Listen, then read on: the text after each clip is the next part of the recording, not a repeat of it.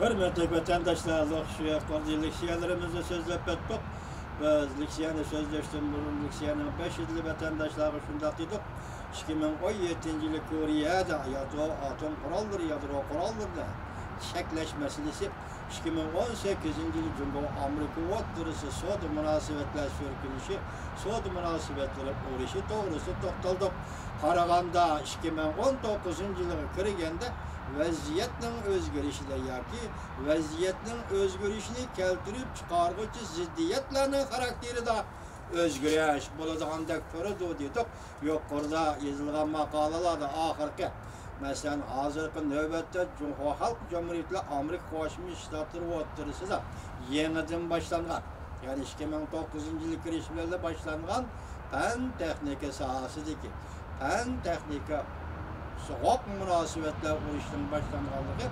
Yani bu iki devletin münasebetiyle, ya iki devletin varlık siyasi münasebetlerine kandak tesir görürsün. Bu aldığımızda bir şundaklı bu katım sözlüğünlük şeyimizde bir üç konudan konuştuk.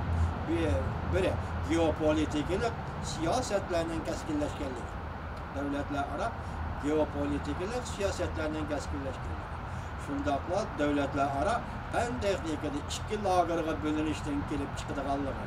Shundaqla eng oxirida Amerika Qo'shma Shtatlari bilan Jumhur Xalq Jamhuriyatining manfaat munosabatlarida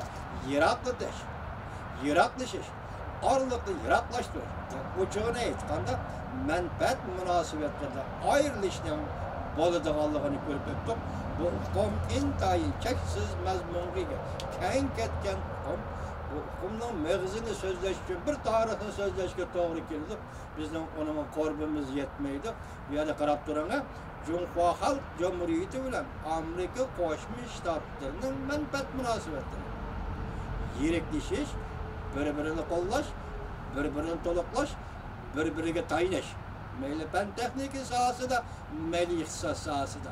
Moşundaq münasebetler Amerika Qo'shma Shtatlari bilan Jumhur Xalq o'rtasida manfaat münasebetleri şundaq o'rtaga chiqadigan bo'lsa, bu chog'da bu buyuk davlat, demokratik davlat Amerikaning Tibet siyosatiga, Uyg'ur siyosatiga, mustamlik Uyg'uriston siyosatiga boshda aytdik, Shangang Tayvan siyosatiga qanday ta'sir ko'rsatdi?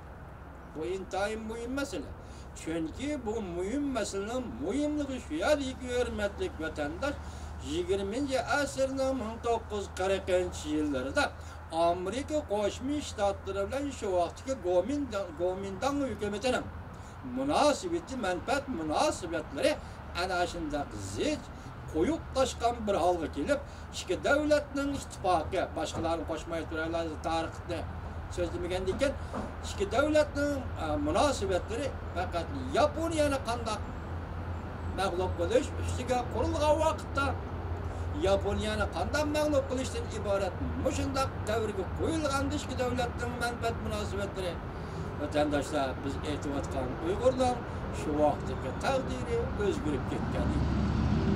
Mesela Uygurlar yanıca karlagan müstakillik, şunu özgürüp ketken. Bunu ben sizlerle başında ahır söyleyip geldim. Hazır endi bu devri kelgende Amerika Qo'shma Shtatlari bilan Jumhur Xalq Jamhuriyatining manfaat münasebetleri ayrılışga başladı. Ben bundan burun sizlerge o'tgan yili qaysi bir leksiya desimde qamida kechiringlar.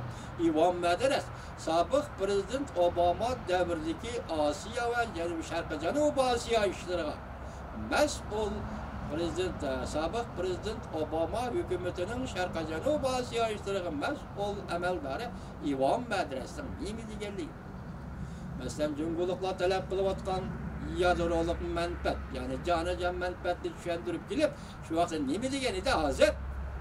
Amerika Qo'shma Shtatlari bilan Jumhur Xalq Jamhuriyatining menfaat munosabatlari asta yiroqlashishga boshladi degan edi hurmatli vatandoshlar. Hozir mayada ham nima dedi? Bugun Amerika Qo'shma Shtatlari bilan Jumhur Xalq Jamhuriyatining fan texnika sohada so'q munosabatlar davriga kirib kelgan munosabatlari.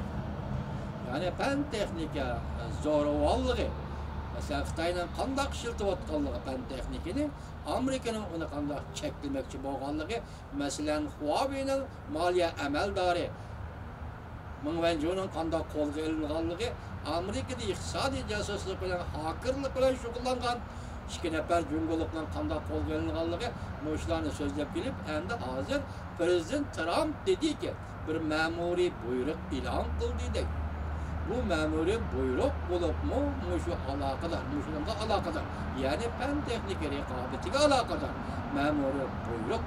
Bu icra kılındıgan bolsa ya bu ilan kılınış bilenler növbette Beijing'de 1. ayının 7. günü ötküzülmekçi boğan Cumhur hükümeti bilen Amerika Koşmuş Ştatlarının soğudu söhbeti kölenge taşlaydı. Bunun da evvel Cumhur hükümetinin qaysı meseleler yol koyganlıkını leksiya kılıp silahı sözlügen edi. Lekin tehi adette eğizli tekrarlanıvatkan, daimi tekrarlanıvatkan bir mesele işlep çıkarış organları devlet ilgiligideki şirketlerin işlep çıkarış jaryanıga pul koşup beriş, işlep çıkarılgan mahsulatlarını halkara bazarga elip kirgende pay ziyan münasebetli kaldı. Babılışlı kaldı pul koşup beriş, moşini özgertişti, moşini yok kılıştı. Amerika Koşmuş Ştatları moşini ıslah kılışını talep kıldı. Bunun negizi nege barlıqanlıqını biz sizler bilen düşünce asıl kıldık mesela. Devlet ilgiligideki şirketler digini eğer bunun makul bolup Cumhur hükümeti bu hak koşup berişni, pul koşup berişni toqtılgan bolsa Cumhurda iqtisat tüzümü yani sosyalistik iqtisadi tüzüm hatta Cumhurda sosyalistik siyasi tüzümü özgürüş hasıl kılış gerek. Bunu Cumhurlukla makul demeydi o degeni de.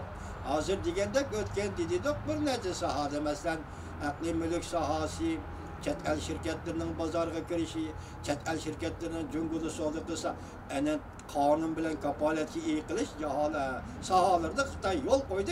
Bırak pul koşup beriş. Hak koşup beriş sahasını Cumhurda eğizden gep çıkar. Eğer onun eğizden gep çıkardıgan bolsa Cumhur hükümeti biz o vakti nime deydik? Cumhurda hazır siyasi tüzüm yoki iqtisadi tüzüm özgürlük devri kirdi deydik. Cumhur hükümeti başına kubul kılam diyor. Yani üstelep gelip onun eğizden gep çıkamay turvatkan başında bir paytda Prezident Trump'ın memuru buyruk ilan kılışı.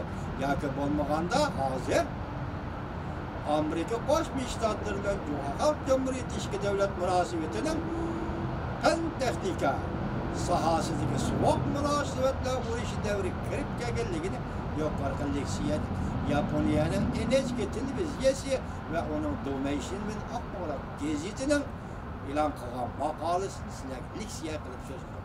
Demek 2018 yıldaki ziddiyetin karakteri soda ticaret uğraşı, endilikte pen texniki uğraşı. Yaka pen texniki soğuk münasebetle uğraş devri kirip geldi 2019 yıl. Bu yılın başlanışı bunun ahirini görürüz. Lekin gap 1. ayının 7. günü Beijing'de ötküzülüdügan söhbette Cumhur sada kandak meydan qo'llandi. Baga va'dasi turadi. Biz dedik bu o'tgan 12. ayının 1. günü Amerikaliklar ve G'arb matbuotları Xi Jinping'ning va'dasi deydigan bir hukmni xalqaro siyosat doirasiga olib kirdi. Bu rais Xi Jinping'ning va'dasi. Bu va'dasini qanchalik amaliylashtırdı ve bu va'dasiga qanchalik amal qildi. Hazır Larry Kudlow Oqsaroyning iqtisod maslahatchisi qatorliq yuqori darajalik rahbarlar nima dedi? Cumhurning baga va'dasiga ishongili bo'lmaydi. Bular demak tonib yetdi, ko'rib yetdi. Amerikalik Cumhurni himoya qilguvchilar, ya'ni ba'zilar deydi ekan, Amerikalik Cumhur parast ziyolilarni butunlay qo'ygan deydi. Cumhurlikning qanday davlat va qanday davlat boshqarganligini tushunib yetdi, tonib yetdi deydi. Endilikki men o'ylayman, selishtirib ko'rsa, leksiyani selishtirib turib, savdo, tijorat bo'lishi masalasi oddiy ish deb turib. Bu oddiy ish. Masala nada? Hozir fan texnika raqobati, fan texnika sohasidagi so'q munosabatlar o'lishi. Cumhur ham duch kelgan, ham Amerika duch kelgan bu urushda hozir bu qatimqi suhbatda masalan 1. ayning 7. kuni Beijingda o'tkazilgan suhbatda hozir buning birinchi qadami sifatida Huawei şirketi emas, Cumhurning 2025 yil plani bu suhbatga tushdi ekan. Demak bu fan texnika rekabeti meselesi bu söhbetga tushdi degan gap. Cumhur hükümeti arlatib onu yol qo'yamiz dedi. Lekin yol qo'yganligi to'g'risida hech qanday bir xabar qaytib yetib kelmadi. Çünkü demek 2025 yıl planı üstünde Amerika'ya yol koyuş ya koymaz. Kıta oyluş bakkanı yok. Demek oturga çıkmagan diken biz şundak deyimiz de. Nereden bilimiz bu musun bu ne? Oturga çıkmagan diken şundak deyimiz. Demek oyluş bakkanı yok. Demek Cumhur'un maksidi nima Huawei şirketining başlığı depti gayadi nim depti. Men bence kol qilindili ki Huawei şirketi işlewatidi depti. Ana şundak. Şundak bo'lganda 2009-yil Amerika Qo'shma Shtatlari bilan Xalq Jamhuriyati o'rtasidagi fan texnika asosidagi fan texnika sohasidagi so'q munosabatlar urushi Cumhuriyat Amerika o'rtasidagi geopolitik siyosatlarga masalan rayon xarakterlik masalalarga tayinlangan deganda geopolitik qurilishga qanday ta'sir ko'rsatdi degan masala bu eng muhim masala bo'lsa kerak. 2019-yil vatandoshlar siz ham biz ham diqqat qiladigan masala. Shundaqliligimizning oxirida Suriyadan askar chekindirish bugunlardan Amerika Qo'shma Shtatlari hukumati yana 4 oy kechiktirishga qaror qildi. Bunday vaziyat qana o'zgardi. Buni ko'rib turamiz.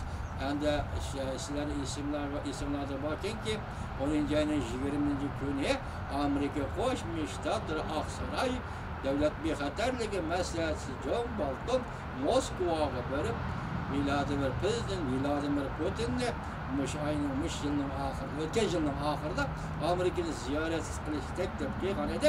Lekin u kishi yangi yilga 2019-yil ziyorat qiladigan bo'ldi. Bu bir o'zgarish. Endi ikkinchi o'zgarish 9-oyning 11-kuni o'tgan yil 9-oyning 11-kuni Vladivostokda Rossiya Federatsiyasining prezidenti Vladimir Putin biz yil oxirigacha Yaponiya Rossiya Federatsiyasi ikki davlat o'rtasida tinchlik shartnomasi imzolaymiz degan edi. 2018-yil tugab ketdi. Bu masala o'rtaga chiqmadi. Ondaqda Prezident Vladimir Putin Washingtonni ziyorat qilib bo'lgandan keyin ondan Yaponiya bilan Rossiya Federatsiyasining tinchlik